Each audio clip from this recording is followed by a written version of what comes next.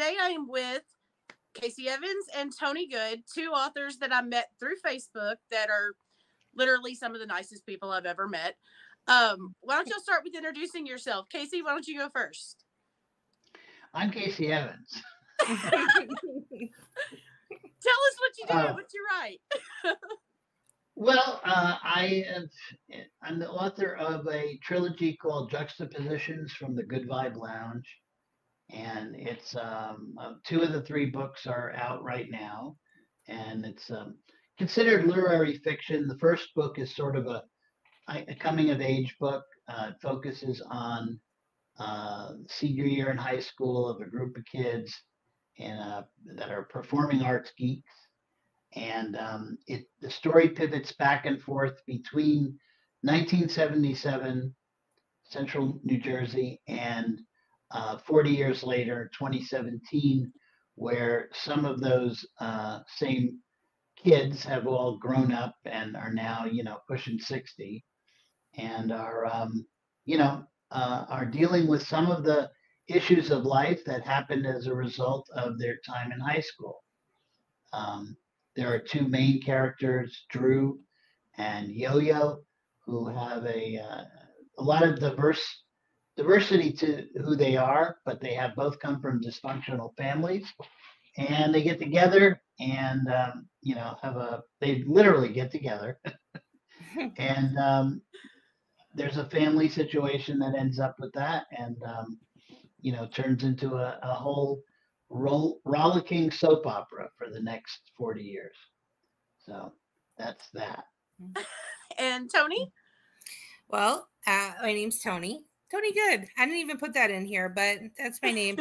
Don't mind this piece of hair right there. I don't know what's going on. My hair's turned gray. Everything's thinning out. Anyway. Don't mind this one right here either. I'm just looking at it. It's just going to be there bothering me. I don't know. It's just like a piece of hair that broke off. Anywho, I have about 18 books. They range from dark romance to contemporary romance and paranormal romance. My latest series is the Whispers series, which we're doing a crossover with me and Casey's third book. His book, The Legacy We Create. I'm saying nope. Embrace. The Legacy We Embrace, yes. So we created the paradise, now we're embracing the legacy. Now we're embracing it. And then mine, Whispers of Time, there is a crossover. I actually do have a crossover in the fourth book as well, with Casey's characters. I'm also working on a Scottish Highland romance that's gonna have different. It's gonna focus on each individual Highlander that I pick. I am also doing little crossovers with that as well. Oh my goodness. So, well, since you mentioned it, why don't y'all tell us more about the crossover? Like as much as you can without spoilers, of course. I'm not good with that. Well, okay. So, and it all stems from just us, sharing our material back and forth and reading and, really liking each other's stories. And you can't get as different as the two genres are. I mean, the vampire paranormal romance and, literary coming of age fiction. But we found a way to do this by basically, the story in my books, in the Juxtapositions books, the modern story centers around a town in Central Jersey called Freepoint, and a bar that's called the Good Vibe Lounge. Mm-hmm. And so we decided to throw somebody into the Good Vibe Lounge that was talking to somebody else from the Whispers trilogy. Mm-hmm. And, from there, things kind of started to develop. And here and there, we would mention a character, some of them minor characters, but then it started to get interesting. And I'm not going to give away too much, but I will say that there's some time travel involved. Mm-hmm. So I think we can say that. I think we can say that. Oh, it's no secret. There's time travel involved. There is. It's actually one of the most intriguing parts of Whispers of Time. See, I knew the name of your third book. Whispers of Time is the time travel element. And in the time travel element, well, guess where they go? The 1970s. And they end up running into some of the more colorful characters from the Good Vibe Lounge. And what I'm proud of with this crossover is we did it without messing up our genres. Like, for instance, there's no real actual vampire paranormal activity that actually happens in my book, but there's a lot of innuendo, and there's a lot of mentioning, oh, remember when this happened, or remember when that happened. But we don't go there. But in Toni's books, she stays with the whole concept of people eating other people, and How difficult, excuse me, was the collaboration between you two to make this work, being totally opposite genres? Not difficult for me at all. Not at all. As a matter of fact, it started out as one scene. Yep. It was going to be one scene in one of our. We figured out the chapter for me and for her, where she was going to have this vampire, and he was going to be here, and so she was going to write it from that point of view, and then I was going to write it from the point of view of the people that are in the Good Vibe Lounge saying, "Oh my God, who is that? Guy gave me this. That looks like he wants to have me for lunch." Exactly. So that's where it started, and then we figured out. Well, when Toni came up with her time travel spot, she decided instead of having them time travel all over the world, they would go to the natural place that people would time travel to. Exactly. Central New Jersey, because everybody wants to meet Bruce Springsteen. So it really became easy, and then it's actually now, I think, peppered in throughout the books. It's just a little bit here, a little bit there. There's an old bookstore that's the center of some stuff, and that we located that old bookstore. Toni located it in my little town of Freepoint. So there's that. And then somehow, we just didn't stop there. We did. It snowballed. It snowballed, right? I mean, it snowballed into the Whisper sequel, but we also decided to get our good friend R.K. Byers involved. We have some references to the Vampire Odyssey and cameos by the guy who wrote the bad part of Vampire Odyssey. Anyway, so we're having fun. I think it's kept some energy going, because very frankly, I was talking about this in another forum last night that you guys were there, so you already know that. But by the time I got to this third book, which has already been written, I mean, I wrote this, as a huge. I can't even get it on screen, and now I'm editing it and everything, and I'm like, okay, I'm gonna let's get this done. But having this piece of it, which it's added some pages to my book, but that's okay. Yeah, it's actually kept my energy level up and made me smile so many times, because part of my story, part of the trilogy, especially the second and third books, they get really dark, and there are some sad parts. So some of this energy from working with Toni's very happy cast of vampires, witches, and werewolves has been really very fun. Okay, well, for this next question, I'm going to start with you, Toni. Is there any particular, I don't know, let me rephrase. What inspires you to write the kind of stories you write? So it all started back with soap operas.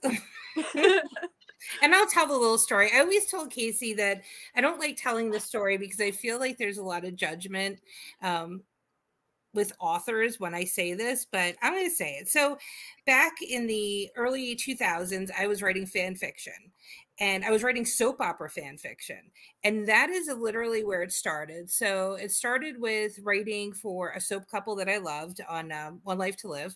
And it then just kind of snowballed. So there was another soap opera that came out. I don't know if you watch soap operas, but there's one that was called Port Charles, and they actually brought a vampire onto the soap opera. It was the soap opera, it was just a regular soap opera, and they introduced a vampire. So then I got obsessed. Heard about that. Mm-hmm. So then I kind of got obsessed, and I started writing some like vampire fan fiction with that show and that character. And it was probably in, I don't know, maybe like 2010, I decided, instead of writing all this fan fiction, which is, I mean, you don't make any money on it, it's just posting it. And, instead of doing this, which I didn't really think I was going to make a lot of money on doing books either, but I was like, let me try to make something of my own, instead of writing, other characters. And that's where it came to. I mean, I just started, writing. And it's funny because so in my head, my characters still resemble those soap opera characters. It's never changed. I just describe my characters differently for everyone else, but my inspiration is still that couple. So I don't know if that says I'm crazy or not, but that's how it works for me. I wouldn't think so. I think I just wrote them for so long that like their images are engraved in my head. So anytime that I see like scenes play out in my head, it's always them. And then I have to make the character look different for everyone else. Otherwise, I'd look like a weirdo with having the same character in every book. It actually makes sense. I think, in all honesty, well, with me, for instance, I'm the same way. I have specific images in my head, and I may describe them one way, but I'm like, no, that's not who I'm thinking of, when I'm actually writing. Yep, exactly. So I totally get it. No. What about you, Kaycee? Where did your inspiration come from? Well, a couple of things. First of all, I would say, the camaraderie between Toni and I think has been a lot of it's because we both are big television addicts. We love television series, and over the years, that's been part of it. My inspiration is that the juxtaposition story at its root is my story. The first book, 90% of it is all based on actual events and actual people and actual characters. So the visual in my mind, of course, I've cast them all, for the Netflix series, but I can see the people. I can still see that. And, where it came about was back during the pandemic when we all had a lot of time on our hands, and we're doing a lot of binging of shows and things like that. I had a lot of soul searching. I had a lot of conversations with myself about things that happened with my adolescence that I had a lot of regrets about, friendships that I had let, go by the wayside. And so one night I started writing about that, and that turned into a stage play that has never been produced. And at the core of the stage play were the characters that I saw in my head. And I said, you know what? I want to put this into a full-length story. And what inspired me with a reimagined ending, because life did not go the way that I thought it would. I'm not saying that I wanted it to, but that I thought it would. And so there's a lot of the what if, idea of pivoting. But I'll also say that my inspiration to, move, and the energy to move forward with it also came from, I'm not too shy to say, the television show Glee. The television show Glee, about a bunch of geeky kids that get together for a show choir. It just reminded me so much of those kids that are represented in the early part of my book.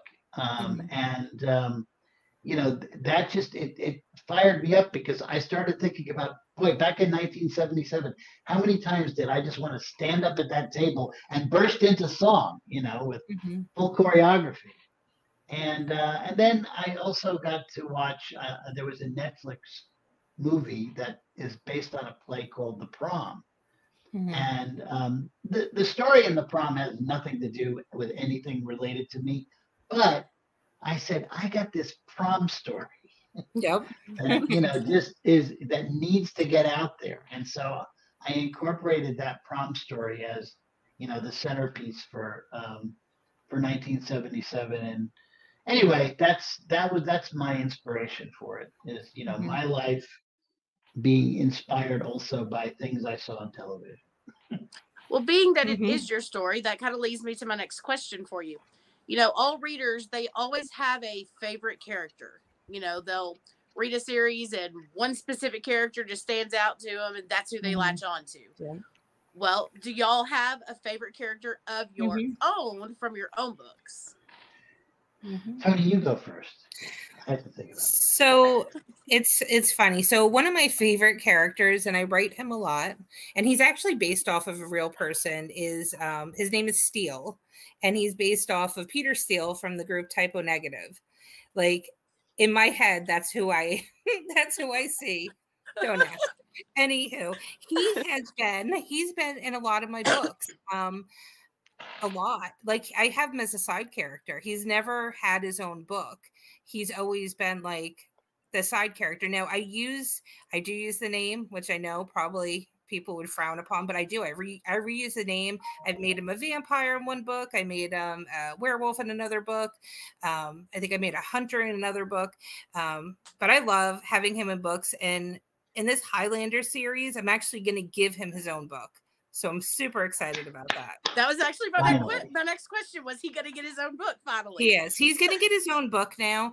I was kind of leery about giving him his own book because he's so good with a side character. And I don't know if I would feel comfortable using him as a side character again if I write his own book, like if he has his own story. But I mean, he's going to be a Scottish Highlander anointed by God and has powers and stuff, and his story is going to take place in New Orleans, where he's going to meet someone from Kaycee's book. That story is going to take place in New Orleans, and it's going to be a very, very paranormal one with witches and vampires and werewolves. So I'm excited for that. Yeah. Well, what about you, Kaycee? Favorite character? Well, it's just my description of my book is it's a characterful group. And I would have to say that it's been the most fun to write for Yo-Yo. Yo-Yo is the main Elyona Zelenkov, whose name is Yo-Yo, is the female protagonist, and writing her brought back all of the feelings of just passion and fun that I shared only briefly with this person, but in trying to project what her life was like beyond the time that we actually had together, it became the most interesting and intriguing and fun character. And I guess when I hear back from people, from readers, they say, and I just love Yo-Yo, and I just love Yo-Yo. So I'm glad for that. I mean, there are a bunch of people in there that I like writing in there. But I would have to say it would be my female protagonist, Yo-Yo. Well, I mean, if you've read this story, you can't help but love Yo-Yo. I mean, I did. Yeah, she's great. I love her too. And I mean, that's why I wanted to put her in the book so much, because like I told Kaycee, like I want her spirit to live on in books, and they don't have to just be his books. And I think it's great. I love it. I love writing her. I love putting her and stuff. And I love her in the Whispers series. She will probably end up being in something else. I'll figure it out. She's a scene stealer. You keep leading to my next questions. Yeah. Do y'all have more plans other than with the Whisper series and the last of the juxtapositions? Do you have more plans to collaborate further? I mean, that depends on what Kaycee writes next. I am going to be Well, putting his characters in my stuff. well, as far as as far as collaborate, as far as characters go, the Good Fight trilogy will definitely end with this third book. Now there are some possible novellas that can come off of them, but I haven't really determined whether that's a direction that I want to do. At least not in the near future. But you can be sure that my characters are going to show up in pretty much every Toni Goode book that comes out. They will. And we're actually, so me and Kaycee are actually going to collaborate on a book that I kind of outlined it. We're going to change it, but it's called Maze, and it's going to be really good. The story basically is going to surround a YouTuber. Well, she's not really a YouTuber, maybe like a TikToker. She basically is very opinionated, and she's always putting her opinions out there, but she happens to, let's say, piss off the wrong person when she is making a complaint about a strip club. And we'll leave it at that because we need to edit. Okay. So I'm being brought in as the expert on strip clubs. Oh my God. We couldn't go with the original idea because I'm not an expert on that. But yeah, no, there's that one, and there's another. The great thing about Toni is a couple. Toni's working on 17 books at a time. Yeah. And she'll send me a couple of chapters of something, and I'll go, now what? And she goes, oh, no, that's all I wrote. I go, oh, wait a minute. It's only that's all we got. chapter. You talk about cliffhangers. We talked about cliffhangers a couple of weeks ago. Mm-hmm. She's got 43 cliffhangers going on at the same time. So there's another book she wrote, about space travel. Yeah. And, I know you were talking last night about, your insecurities about science fiction, but I've always been a big science fiction buff, Star Trek and Firefly and all that kind of stuff. Mm-hmm. So I'm really kind of looking forward to developing that with her too. So I think there's at least two projects that we're going to, we're going to pull one of those. I just saw Mike Lupica and who's the other guy, the Alex Cross writer, the guy that writes Alex Cross. He's got 1 million books. So they just have collaborated on a book together. So if they can do it, we can do it. Exactly. We can. How did y'all develop such a great relationship? I mean, y'all met on Facebook, right? Yeah. Well, I think it was from reviewing each other's books. Mm-hmm. I mean, I did Whispers of Immortality, the first one. Yeah. Really liked it. Really loved it. Got into Whispers of Darkness, and at the same time, Toni was reviewing mine, and we just started talking a lot about our books to each other, and really getting into the stories. So and then we found we had a lot in common. Mm-hmm. We are the only two independent authors living in Florida. No, I'm just kidding. But so we talk quite a bit, and try to develop.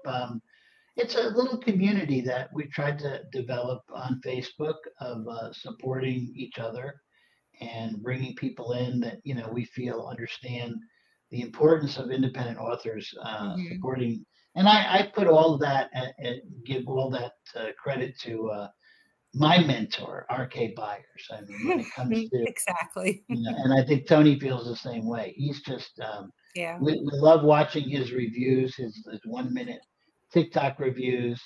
Yeah, and he's just he's just been great as far as bringing people together. And whenever he discovers somebody that he thinks is going to be great to read, he'll pair you together, and it's terrific. So yeah, he is pretty great. Yeah, his reviews that he does is so freaking clever. I am so jealous. I am so jealous that I did not think of that. Yeah, but I'm jealous of all three of y'all. Either. Y'all with your TikToks and all that kind of stuff. I can't do all that stuff. Hey, you did your TikTok that you did a couple of weeks ago with all of our books in it. That was a great one. Yeah. I loved it. You need to do That more of took those. like forever. Yeah. But you Once know you get what? into it. Well, I was going to say, Tony's been doing them for years. When I started doing them, it's less than a year ago. It was taking me, a day. Again, one of those things that distracts you from writing is doing a TikTok. I know. Okay. And as time has gone on, it's become easier and easier as you figure out how to do it. Of course, it also helps when you have a phone with 7,000 images now that I know. you can use. I worry. I have so much. I have to scroll, and I'm scrolling. Oh, I did that back last November. Let me find that. That image. Yeah. But there's, but as time goes on, and even like these, these clips of the TikTok lives that I've done, like. I'm telling you, the first time I did it, and with all the overlays and everything else, it was like 48 hours of just working on this thing. I looked up and it was like 4 a.m. I go, what are you doing? But last night, the one that I did, I put together in a couple of hours. So, it's like anything else. It's just practice makes perfect. Mm-hmm. So I'll get there eventually. So I have to ask Toni, we joke all the time, especially Kaycee, about your millions of books and projects that you work on all at the same time. But how do you come up with so much within, like, say, a year? Because it really is pretty amazing. Yeah. I mean, I'll tell you, and I know you haven't read anything yet. My stories are very soapy. So I give all credit to the craziness of, like, so I grew up on soap operas. I was like the 9-year-old sitting with my mom watching All My Children and General Hospital with my grandmother too, and like all of us. Like, I shouldn't have been watching them. It gave me unrealistic views of the world and men, but it also gave me some crazy ideas, because if you watch any soap opera, they're insane. There's crazy stuff that happens. So like my books, like a lot of the ideas that I come up with, it seems very soapy. It does. Like I've done the amnesia thing in 2 books. Oh my gosh. I did. I like amnesia. I don't know. The thing is that when you have like these different like little tropes that you can do, amnesia is so fun for me, because if you say you're writing a character and You need a T-shirt that says that. Let's say you're writing a character and you kind of start getting bored with the dynamic, and I don't know about you, because you write romance too, like I said yesterday, I get bored when I'm writing the lovey-dovey stuff. I would rather write the angst. I would rather write, kind of like enemies to lovers kind of thing. Yeah. It's when they're like being lovey-dovey, I have like such, I don't know, it just starts to bore me. So if you give them amnesia for some reason, you can then just change it. We know that Kaycee hates stuff like that. You could just change the dynamic, I think it's the, yeah. I grew up with soap operas too. I used to watch the 2 on CBS that were next to each other, Young and the Restless and As the World Turns. That's what I watched. And then they broke it up with Bold and the Beautiful, which Yep. But I used to watch those 2. As a matter of fact, I have a cousin, Roberta Layton, who was actually on Young and the Restless for a little while. So when I was writing too, it influenced my writing as well. All these, plot twists, and we're going here, and this one loves that one, but now they love this one, and so yeah, soap operas are, they're good. The acting isn't the best, but. The acting it's atrocious, but I love it so much. Like I will still watch old clips of like the soap opera show that I used to watch. I was really invested. Let's just say I was really invested, and I've met some of them too. Because I was super invested doing all those remember when they used to do, Orlando used to do like the soap opera weekend at like Disney or whatever in Orlando, and yeah, I would do that. And then I did not private, but like smaller events with a lot of them. Yeah, we were. You ever do a one Life to Live cruise or anything like that? No, we didn't do the One Life to Live cruise. I think they actually had something with some of the actors. I'm sure they did. But we there was a group of us, and we had a fan group for the couple that we liked. I still talk to all of them on Facebook, even though we don't, the fan group is no longer at this point because it was when the show was actively on. But yeah, I love soap operas. I do. I think that my craziness comes from that. And I think that's where I come up with these crazy ideas. And like, so the books I have now, and which will probably help really answer the question because I just squirreled everywhere. But I have so many. So I've kept everything from 2010 that I've ever written. I have stories that are 50% done. I have stories that are 75% done. I have stories that are a quarter of the way done.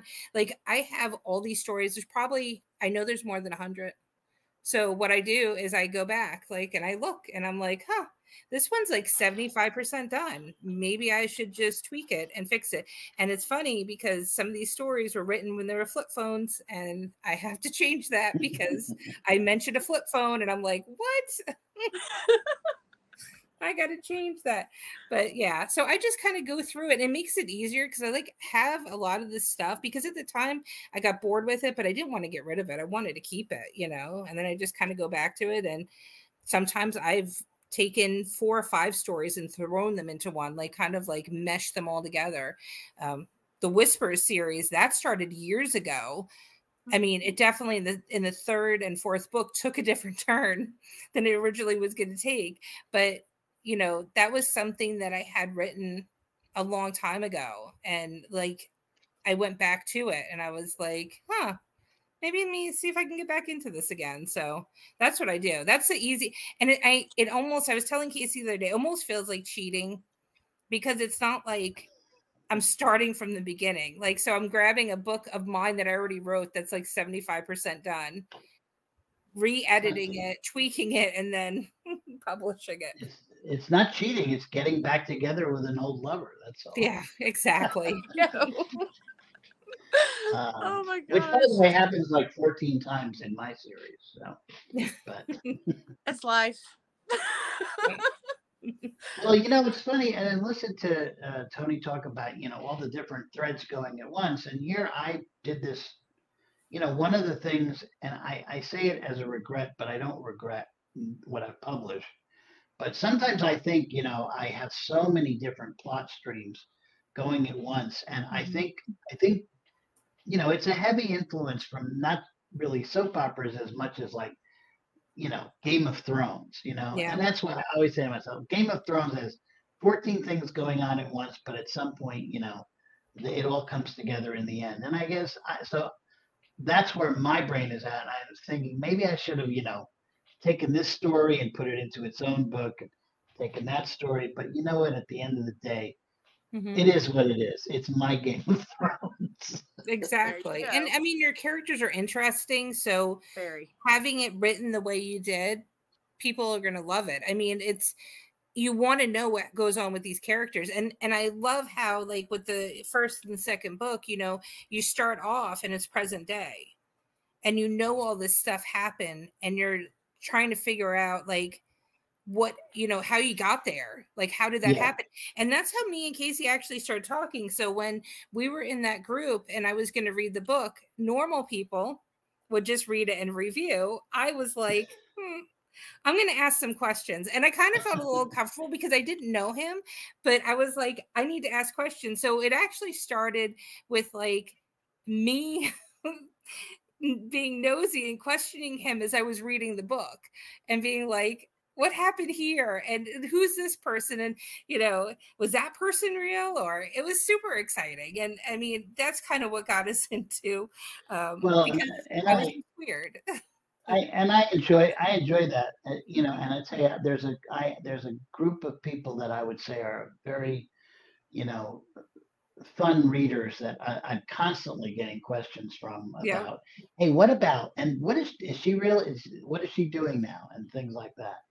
So it's cool. It's cool. It's cool. And yeah. Well, thank you guys. I don't want to keep y'all too long, but thank y'all so much for coming on. Tell everybody before we go where they can find your stuff. Do you have websites? Plug your TikTok, Instagram, whatever y'all want to tell. Yes. Yeah, I mean, I'm on. You're gonna have me click on things. I don't know how to do that. You don't So have to. maybe I could give you the links, and maybe you'll see the links by my face over here. That's where you can find me. There's no room over your head. Getting back in again. So I'd Rebecca, rather if you could put the links right over that hair that's sticking up there. this. I can do that. Yeah. I don't even know what to do. I should just take it. It's literally like this big, and it's from, like you wear ponytails and it rips out your hair. Oh yeah, I know. Yeah. Exactly. You would know. But I do. So I don't just do one ponytail. I typically do like the space buns, but the space buns, which is two little buns on top of your head, they tear out your hair. So I like to try to keep as much as I can. So that tells us a lot about you. Are you doing a website right now? Do you have a website active? Me? Or just the hairs? Yeah. Oh yeah. Still working on that. Okay. Or is it just the hairstyling channel that you? Yeah, it's just there. What about you, Kaycee? Well, mine is KayceeEvans.com. I was happy to get that, and yes, there's 3 E's right in the middle of that. On TikTok, it's Kaycee Evans 77, I think. And I think for both of us, our books are exclusively on Amazon, I think, right? Yeah, they're exclusively on there. They're exclusively on Amazon. And if you just put in Kaycee Evans, juxtapositions should come up for you. And, put in Toni Goode and hers will come up for you on Amazon. Yeah. But we are hoping to release those. We're looking at, and I'm knocking on wood, we're looking at trying to get them out on August 21st. And just a few weeks from now, we're trying to get them out on the same day, so people can read back and forth to the chapters with the exactly. crossover. Yeah. Well, thank you guys so much, and I hope y'all come back. Yeah, I hope so too. And thank you so much, Rebecca. It was awesome. Anytime. Bye, guys. All right, bye-bye. Bye-bye.